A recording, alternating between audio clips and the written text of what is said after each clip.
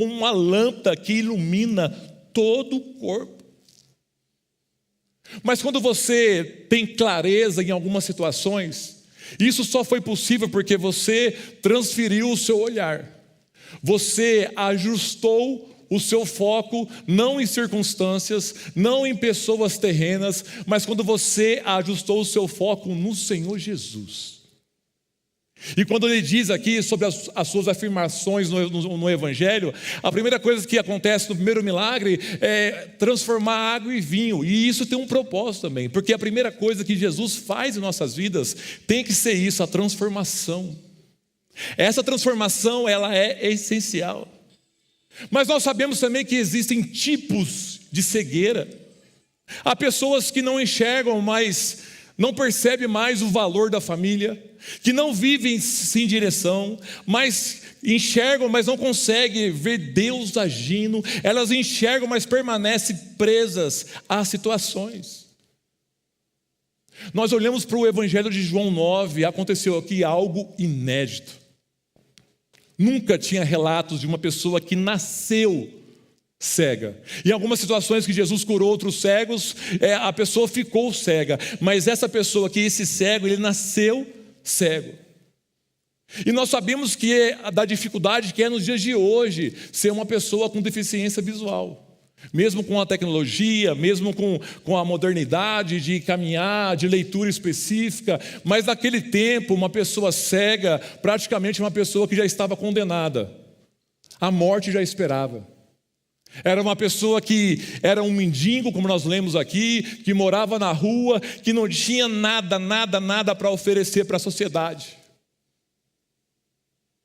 Mas debaixo dessa palavra, eu quero falar sobre dois tipos de cegueira, a física e a espiritual. E debaixo desse texto eu aprendo algumas lições. A primeira lição que eu aprendo, se você fechou a sua Bíblia, abra comigo o verso 1 novamente. Que diz assim: enquanto caminhava, Jesus viu, repita comigo, viu um homem cego de nascença. A primeira lição que eu aprendo é essa: Jesus vê quem o mundo ignora. Jesus vê a sua situação, Jesus sabe das suas lutas, das suas adversidades. Ele não menospreza a sua dificuldade, porque cada um tem uma dificuldade, cada um passa por um período de desordem, mas é só um período. Toda tempestade, toda adversidade, ela vai passar em nome de Jesus. Essa pessoa aqui, para a sociedade, ela era rejeitada. Para a sociedade, se tivesse uma contagem do IBGE, essa pessoa nem era contada, porque ela era um mendigo. Ela estava condenada. Mas nós cremos num Deus que vê todas as coisas, num Deus que vê as suas lágrimas, num Deus que vê e sabe quando você entra no secreto e você ora e você intercede por alguém. Se você orar com fé, esse milagre vai acontecer em nome de Jesus. Você vai ver o seu marido do seu lado, você vai ver sua esposa do seu lado, você vai orar pelos seus filhos, vão ver dentro da igreja, se você tiver fé. Porque Deus vê, Ele é onipresente, Ele é onisciente.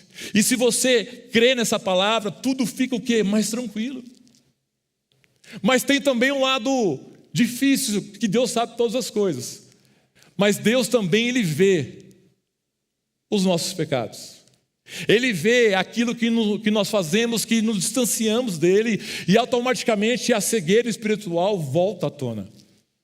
Eu não sei com quem eu falo nessa noite, se você está aqui e um dia você já queimou mais diante do Senhor. Você já orou mais, você já jejuou mais, você já buscou mais.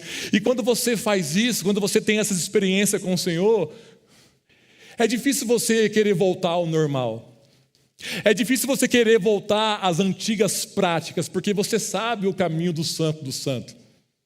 Você sabe aquele caminho que é maravilhoso, que é de estar na presença do Senhor. Esse cego aqui, ele era rejeitado, ele não tinha relacionamento com quase ninguém, mas Jesus viu ele. E Jesus olhou para ele, não com um olhar de desprezo, não, porque Jesus, ele trabalha assim, ele trabalha com pessoas improváveis. Quando você vê ele começando o seu ministério, ele chamando os 12, se Jesus tivesse acesso na época ao LinkedIn dos discípulos, ninguém estava apto a trabalhar com Jesus. Cada um tinha um tipo de cegueira espiritual. Cada um tinha uma dificuldade específica. Mas Deus, Ele olhava dentro do coração. Deus conhece a nossa caminhada. Deus sabe todas as coisas. No verso 2, diz assim: seus discípulos perguntaram: Rabi, por que este homem nasceu cego? Foi por causa dos seus próprios pecados ou o pecado dos seus pais? Verso 3, Jesus respondeu: nenhuma coisa nem outra. Isto aconteceu para que o poder de Deus se manifestasse nele. A segunda lição que eu aprendo é que nem toda luta é um castigo. Havia na época, não era uma doutrina, porque não tinha nas escrituras, mas era um costume. Se alguém nascesse com deficiência, alguém tinha pecado. Ou ele, ou os pais, porque no caso eram os pais, porque como uma criança recém-nascida era pecado, porque ele nasceu cego. E havia esse costume. E os discípulos aqui questionaram: Rabi, quem pecou? Por que ele nasceu cego? Entenda isso nessa hora, que nem toda luta é um castigo. Talvez a sua maior dificuldade hoje, a sua maior adversidade, a sua maior provação hoje, Deus está fazendo o que com você? Ele está te preparando para lá na frente você vai entender. Hoje você não consegue entender. Hoje você não entende como que está a sua casa, hoje você não entende como que está a sua situação financeira, hoje você não entende, mas entenda que isso é um trabalhar de Deus. Um bom marinheiro, ele não é feito em mar calmo. Existem adversidades, existem problemas. E eu vejo com todo problema, toda a crise, eu vejo com os bons olhos. Porque a crise, ela vem para nos forjar, para nos fortalecer. É importante. Se você olha hoje para a natureza, as tempestades que tem aí fora, a tempestade, ela é importante para a natureza, para fortalecer as árvores. Talvez você está aqui, você pediu muito para Deus: Deus, tira de mim isso, tira de mim. Não. Nem ele, o versículo diz, nem ele pecou, nem os seus pais. É para que manifestasse a glória do Senhor. A glória do Senhor, isso é maravilhoso. Há situações que nós não entendemos, mesmo sem entender. Essa deve ser a nossa oração: Senhor, mesmo sem entender, eu confio em Ti. Eu entrego o meu caminho ao Senhor. Eu confio no Senhor e eu sei o que o Senhor fará. Por que eu confio em Deus? Porque eu sei que aí fora existem vários caminhos, mas como diz em João 14, quando Jesus afirma, eu sou o caminho, a verdade, a vida. Antes de conhecer Jesus, eu nunca fui uma pessoa desgarrada, eu sempre fui uma pessoa religiosa. Eu sempre fui preso a costumes, afinal, os meus pais são mineiros. E eu posso falar com mineiro porque meus pais são com carinho. Mineiro tem vários costumes, várias coisas, que nós sabemos que era costume. Eu me lembro quando na minha infância que era quase que um suicídio você beber leite e comer manga. O que acontecia, gente? Morria na hora, era ataque fulminante. Até que depois de anos eu fui comprar um sorvete na Sergel que era manga ao leite. Tanto tempo perdido. Eram costumes. E às vezes esses costumes entravam dentro da igreja. Eu já vi dentro da igreja, não nessa igreja, mas faz 20 anos já que eu estou em igreja, que uma vez, uma situação, num domingo, lembro até hoje, uma criança recém-nascida começou a soluçar. Uma irmã sábia da igreja fez uma bolinha vermelha e colocou na testa da criança. Parava de soluçar. Eram costumes, era jeito, mas Jesus, Ele veio para quebrar tudo isso. Porque havia aqui um questionamento aqui dos discípulos: Senhor, já que nós estamos aqui caminhando com o Senhor, por que ele está cego? Não é para que o nome do Senhor seja manifesto em nome de Jesus. Olha o verso 6, terceira lição que eu aprendo. Verso 6, depois de dizer isso, Jesus cuspiu no chão, misturou a terra com saliva e aplicou os olhos do cego. 7, em seguida disse: vá lavar-se no tanque de Siloé, que significa enviado. O homem foi, lavou-se e voltou enxergando. O milagre, que essa é a terceira lição, o milagre exige obediência. Quando você caminha nesse caminho de obediência, o milagre acontece. Eu sei que às vezes é difícil obedecer. Eu sei que às vezes nós olhamos para Jesus, Jesus era uma pessoa, ele era 100% Deus, mas também 100% homem. Ele não tinha uma rotina, porque os milagres de Jesus eram diferentes. Essa foi a primeira vez que ele faz saliva. Naquele tempo a saliva ela tinha alguns costumes de medicinal, que ela curava realmente, mas Jesus com a sua saliva faz o barro lá. Volta à origem lá de Gênesis, quando Deus vai criar o homem do barro, ele volta a saliva no barro, ele coloca o barro nos olhos daquele cego e fala para ele, vai lavar no tanque. Porque a matéria-prima para o milagre é essa. Nós devemos estar sempre em movimento. Não é esperar vir e as coisas vão acontecer, não. É sempre estar em movimento. Jesus cuidou cada indivíduo de uma forma singular. Ele conhece, Ele sabe das nossas adversidades. Uma pessoa cega, sem esperança, ele nunca tinha visto o rosto de ninguém, e ele ouviu uma palavra dessa, e a Bíblia diz que ele chamou Jesus de um homem me curou, e ele pegou essa palavra. Ele foi, ele obedeceu, e aconteceu o que, gente? Ele voltou vendo, porque Jesus, ele trabalha no caminho da fé. Talvez você está aqui hoje, e por algum momento Jesus colocou barro nos seus olhos. Jesus já direcionou você para um lugar. Jesus já te chamou para algo. E você está esperando alguma coisa acontecer para você começar esse algo que Jesus já confiou em você em tempos. Eu sei das lutas, meu irmão. Quando Deus me chamou, Ele não me chamou num dia e no outro eu estava pronto, não. Existem processos. Quando você entende isso, quando você é obediente ao Senhor em relação a isso, é maravilhoso. Eu sei numa geração como a nossa, que nós estamos vivendo hoje no Brasil, que é um país mais ansioso do mundo, nós queremos as coisas para amanhã. Mas quando você obedece os degraus, quando você obedece o tempo de Deus. Eu me lembro de José, quando ele teve um sonho, ele era jovem ainda, ele teve um sonho, e talvez na mente dele ele pensava que já ia começar a reinar, e não foram assim, foram dias, foram anos, melhor dizendo. Ele foi vendido pelos irmãos, ele foi preso, ele foi acusado, depois de um tempo, mas tudo isso aconteceu para quê, gente? Ele foi preparado para aquele momento. Se eu estou aqui hoje é pela graça de Deus, e o Senhor me preparou por muitos anos para estar aqui diante dele. Então a terceira lição é essa: nós precisamos entender que o milagre exige obediência. Verso 8. Aqui começou o caos no bairro dele. Seus vizinhos e outros que o conheciam, verso 8. Seus vizinhos e outros que o conheciam como mendigo começaram a perguntar: não é este o homem que costumava ficar sentado pedindo esmola? Verso 9. Alguns diziam que sim, e outros diziam: não, apenas parece com ele. O mendigo, porém, insistia: sim, sou eu mesmo. Ele precisou afirmar. Verso 10. Quem curou você? Perguntaram eles. O que aconteceu? Ele respondeu: um homem chamado Jesus misturou terra com saliva, colocou em meus olhos e disse: vá lavar-se no tanque de Siloé. Eu fui e me lavei, e agora eu posso ver.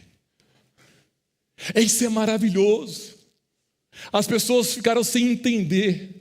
E quando eu meditei nessa passagem, vi algumas coisas que já aconteceu na minha vida. Quando eu me converti, eu nunca fui uma pessoa que fiz muita coisa errada lá fora, fiz tudo que tinha que fazer, depois eu vim para aí. Não, eu sempre fui desse jeito que eu sou hoje. Às vezes eu sofro com isso, mas eu tento me segurar, mas eu sempre fui assim. E quando lá atrás, em 2004, eu me converti, as pessoas ficaram sem entender. Giovanni, você? Como assim você se converteu? Você é louco? Alguns falam: você mexe com esse negócio de igreja agora? Mexe, parece uma coisa estranha, mexe, parece coisa de outra religião, não mexer, outras coisas, mexer uns negócios. Você mexe. Mas foram ali um tempo de mudança. E eu sei que mudança é difícil. Se você já mudou em algumas situações da sua vida, quem aqui já mudou, gente? Mudar é tranquilo, não quebra nada, não perde nada. Quando eu casei com a Nath, a gente tinha um guarda-roupa lá, que o guarda-roupa quase que vai para o museu. Tanto desmontar e desmontar, ele continua lá, firme na promessa do Senhor. Mudança é caos. Quebra algumas coisas, perdemos outras, mas mudança é difícil, mas é necessário mudar, porque a lição é essa: quem tem um encontro com Jesus, tem que haver mudança. Tem que haver decisões, e às vezes algumas decisões são importantes. É caminhar. Eu comecei a caminhar com umas pessoas que eu não caminhava mais. Deixei de caminhar com algumas pessoas e comecei a viver esse poder transformador de Jesus. Quando você olha para os evangelhos também, Jesus, quando ele muda todo um itinerário, ele muda toda uma rota para ter um encontro com uma pessoa dentro do cemitério, o endemoniado, o gadareno. Ele muda toda uma rota para ter um encontro com esse cara. Esse cara era conhecido em toda a Decápolis como um cara que vivia dentro do cemitério, que se cortava, que gritava. Mas quando ele tem um encontro com Jesus, quando Jesus expulsa os demônios, as legiões que tinha dentro dele, ele é transformado. E a Bíblia diz que ele estava lustro, vestido e manso. Porque é isso que Jesus faz, é esse poder da transformação. É de entender, talvez você está aqui hoje, eu não sei como que você está enxergando as coisas do Senhor. Se você está com uma deficiência na visão, se você precisa de uma correção, os óculos estão aí para isso, mas eu estou aqui falando de uma forma espiritual. Mas Deus te trouxe aqui nessa noite para você entender, para você virar essa chave em relação a olhar para Jesus. Porque é normal vir uns questionamentos. Se você olhar o verso 25, aí os religiosos da época começaram a questionar ele. Mas quem assim? Como assim você foi curado? Eles não estavam focados no milagre. Como assim uma pessoa te curou no sábado?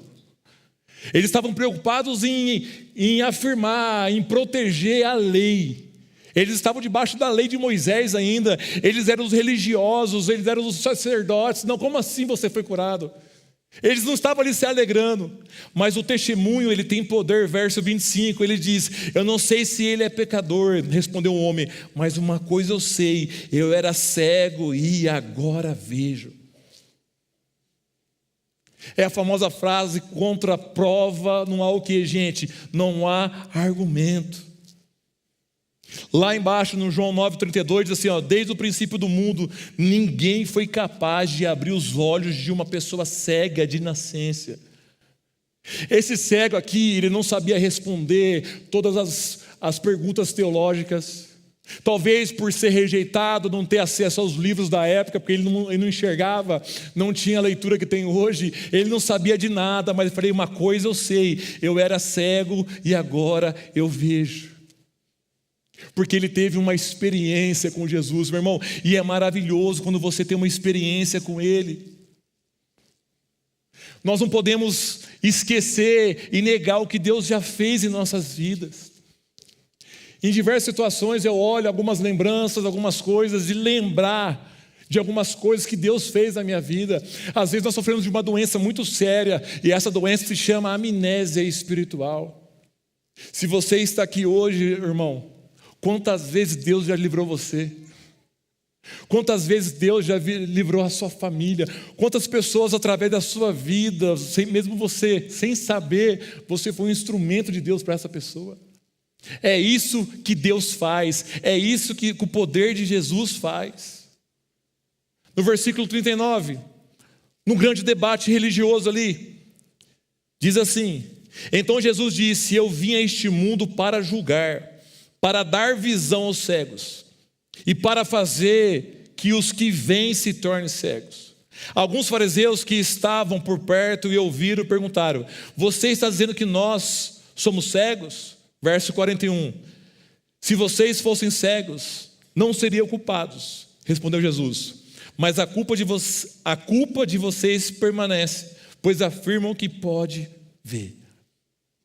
Se você está aqui hoje, o pastor Gustavo perguntou se tinha visitante, não tem visitante. Então se você está aqui hoje, é porque você já conhece Jesus, é porque você já teve uma experiência com Ele. Talvez você já é batizado. Se você não é batizado, fala com o pastor Eliezer. Não sei se vai dar tempo para o próximo final de semana que tem o nosso batismo, mas talvez no próximo você precisa dar esse passo também. Mas você já conhece a verdade. Um pouquinho para cima, em João 8, diz: conhecereis a verdade e a verdade vos libertará. Se você conhece a verdade, você não pode ter um instinto de chegar no grande dia. Deus, eu não sabia que não podia. Eu não sabia que não podia fazer isso, porque Jesus, ele falou sobre isso com os fariseus, com os religiosos da época. Eles não entendiam, como assim? Porque foi um transtorno para os vizinhos, para os fariseus. Como assim? Chegaram até a interrogar os pais desse cego. O seu filho nasceu cego mesmo? Porque é isso que o mundo quer. O mundo quer que nós tiramos o foco de Jesus e tentamos explicar algumas coisas. Há um louvor que diz que eu sou apaixonado, que ninguém explica Deus.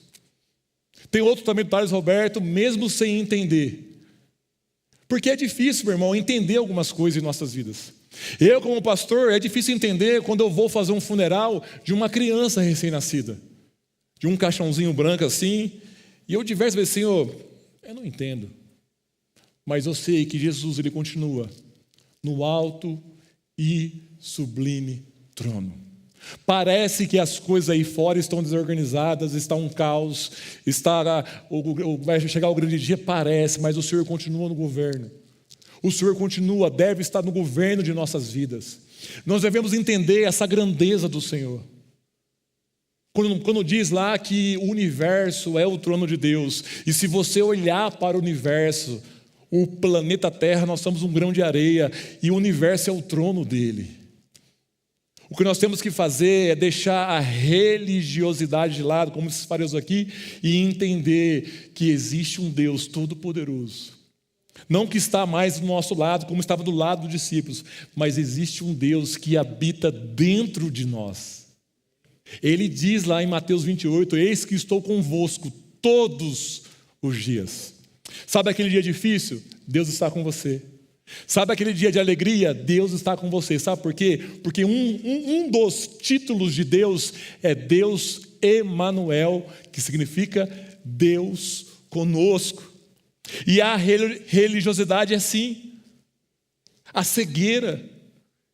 Tinha alguns fariseus, cara, como que pode uma pessoa comum fazer um milagre desse? Outros não, outros queriam realmente, não, ele é o diabo, ele é usado pelo diabo.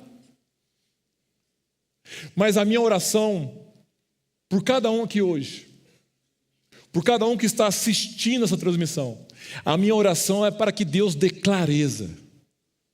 Dê clareza. Talvez você está aqui hoje, nós precisamos urgentemente de ajustar o nosso foco. Ajustar o nosso foco diante do Senhor. Porque a pior cegueira não é a física, a pior cegueira é a cegueira espiritual. E se existe hoje que está dentro de você que ainda é cego, que você precisa abrir os olhos. Eu quase que diariamente eu fico impressionado com a palavra do Senhor, porque faz mais de 20 anos que eu leio a Bíblia, e cada vez que eu leio eu falo, cara, como que eu não li isso aqui antes? Porque hoje eu aprendi a ler a Bíblia corretamente, eu peço para Deus, eu oro antes de ler a Bíblia, porque muitas vezes eu li a Bíblia por ler, e se você lê por ler, ela é mais um livro. Ela é uma biblioteca, né, que tem lá os seus 66 livros, 39 no Antigo, 27 no Novo. Não, mas quando você lê com os olhos espirituais, quando você pede para Deus clareza, isso é maravilhoso. Quando você tem uma convicção, quando você tem uma certeza para onde você está indo. A pergunta que eu te faço hoje de milhões, se você morrer hoje, para onde você vai? Tem que ser certo. Não, eu vou morar com Jesus. Amém ou não amém, gente? Lá é o nosso lugar. Foi preparado para nós. Em João 14 fala sobre isso. Eu estou indo preparar o lugar. Se não fosse assim, não teria dito. Então, se você tem essa certeza, se você tem essa convicção, mesmo com as suas limitações, você não nasceu condenado. Você não nasceu para sofrer para o resto, não. Tudo é momentâneo. Tudo é um momento, Deus tratando em você, Deus trabalhando em você. Sabe por quê? Porque Jesus diz no verso 5, eu sou a luz do mundo. E existem teorias que não existe escuridão, existem ausência de luz. Jesus, ele é o quê? Essa luz. Jesus é essa pessoa que deve trazer para o que para nós? Clareza. Tem uma mulher que faz um tempo já que eu estudei a história dela, é a coisa mais linda do mundo. Uma autora, ela compôs mais de 9 mil hinos, Fanny Crosby. Não sei se você conhece a história dela, mas em 1820 ela nasceu nos Estados Unidos, uma bebê recém-nascida, e 6 semanas depois, por um erro médico, por colocar um colírio errado nela, ela ficou cega. Uma criança de 6 semanas cega. Foi muito difícil para os pais. Mas essa criança cresceu. E a sua biografia diz que ela ainda criança, ela teve uma experiência com Jesus. E ela buscava Jesus. Ela tinha ali a sua forma de buscar. Ela teve um dom que Deus deu para ela de escrever hinos. Vários hinos que nós cantamos hoje, eu sei que nós não cantamos tantos hinos assim, mas vários que nós cantamos hoje foi ela que escreveu. E ela tem uma frase que é muito forte e clássica, que ela diz assim: hoje eu sou cega, mas o que me conforta, o que me alegra, que o primeiro rosto que eu vou enxergar vai ser o rosto de Jesus. Porque lá na glória não existem imperfeições. Lá na glória vai ser restabelecido tudo aquilo que foi perdido desde a queda. Este homem aqui, ele era cego não porque ele pecou, não porque o pai dele pecou. Ele era cego porque lá atrás, que nós chamamos na teologia de pecado original, lá atrás, o pecado entrou no mundo. E com tudo isso, Deus vai o quê? Vai religar tudo aquilo que foi perdido. Porque quem se aproxima de Jesus, dele aqui, começa o que, gente? Começa a enxergar. Eu te convido você nessa hora, você se colocar em pé neste momento.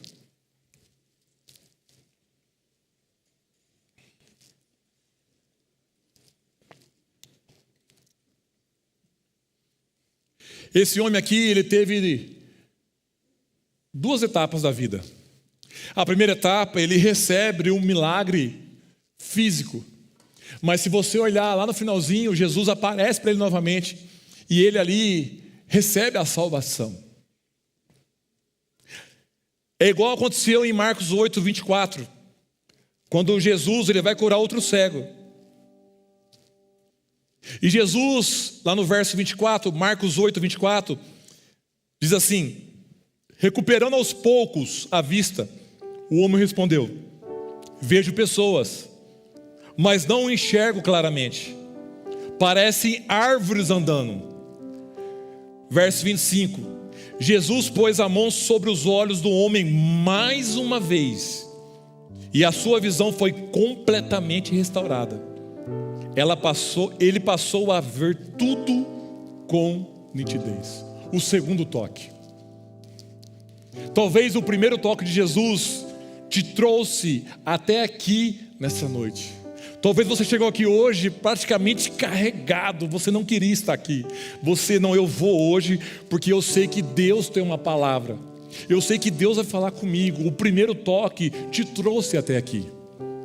Mas você não pode se contentar com esse primeiro toque, porque este homem aqui, ao receber o primeiro toque, ele diz que aos poucos a vista começou, mas ainda ele estava enxergando homens como árvores andando. Não havia ainda uma clareza. E tudo que eu preguei aqui, tudo que eu falei aqui, se você não vai lembrar de nada, só lembra de orar em relação a isso, pedindo para Deus clareza. Mas a Bíblia diz, no verso 25, mais uma vez, Jesus tocou nele mais uma vez. Eu convido você a fechar os seus olhos. Pode apagar a luz, por favor. Mais uma vez. E a sua visão foi completamente restaurada. A Bíblia diz que no final dos tempos, o amor de muitos, iria se esfriar.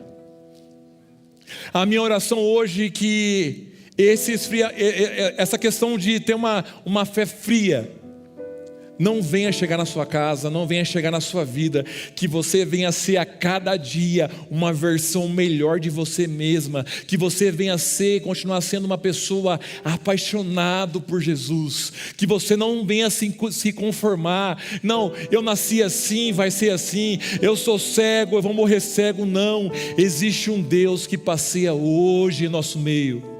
Existe um Deus que conhece as nossas lutas. Existe um Jesus que quer tocar na nossa visão. Tem pessoas aqui que Deus já chamou faz tempo, que Deus tem um plano, que Deus tem um ministério para confiar, e você fica preso aí às suas limitações humanas. Você fica preso aí tentando descobrir como que esse milagre aconteceu, como que é possível uma coisa dessa. Não descubra nada, não perca tempo com isso, não gaste energia com isso. Só se fala: Senhor, eis-me aqui, ó Pai. Senhor, me dê essa clareza, Senhor. Eu não quero fazer as minhas vontades, eu quero fazer a tua vontade. Eu não quero viver os meus sonhos, eu quero viver os teus sonhos, Senhor. E você chegou aqui hoje neste encontro de fé. Se você com fé quer sair do seu lugar, essa mensagem ela tem um tema, e esse tema é enxergando com fé. Se você com fé precisa de clareza em algumas áreas da sua vida hoje, o próprio Deus, Ele vai te dar essa clareza, Ele vai te dar essa direção, Ele vai te dar essa questão. Mas o que você precisa fazer hoje? Se lavar no tanque de Siloé. Jesus já colocou em você, mas você precisa dar um passo hoje de fé. Por isso que eu te convido a você sair do seu lugar. Eu tenho 2 minutos e 2 segundos para orar com você. Se Deus falou com você, se você em alguma área da sua vida você necessita de clareza, saia do seu lugar rapidamente, que nós vamos orar juntos em nome de Jesus. Creia que a sua oração não é em vão, que a tua fé não é em vão no nome de Jesus. Se o Senhor falou com você, não tenha vergonha, tenha fé. Não saia daqui do mesmo jeito, não saia daqui sem receber algo direcionado do Senhor. Hoje, não é porque eu estou falando aqui, não é porque o louvor está ministrando, mas hoje Deus marcou um encontro com você. Sabe por quê? Porque como diz lá no versículo 1, Deus viu, Deus vê, Deus sabe todas as coisas em nome de Jesus. E é por isso que você deve nessa hora se agarrar nele, se jogar, assim como uma criança lança aos braços do pai. Você tem que se jogar hoje diante dele, não diante de circunstâncias, não diante de pessoas, mas diante do Senhor. Senhor, ouve o meu clamor, Pai. Senhor, ouve a minha oração. Em nome de Jesus, nós vamos cantar. Ao terminar esse refrão, nós vamos orar juntos em nome de Jesus. Mas você que está aqui, você que está no seu lugar, ore com fé nessa hora em nome de Jesus.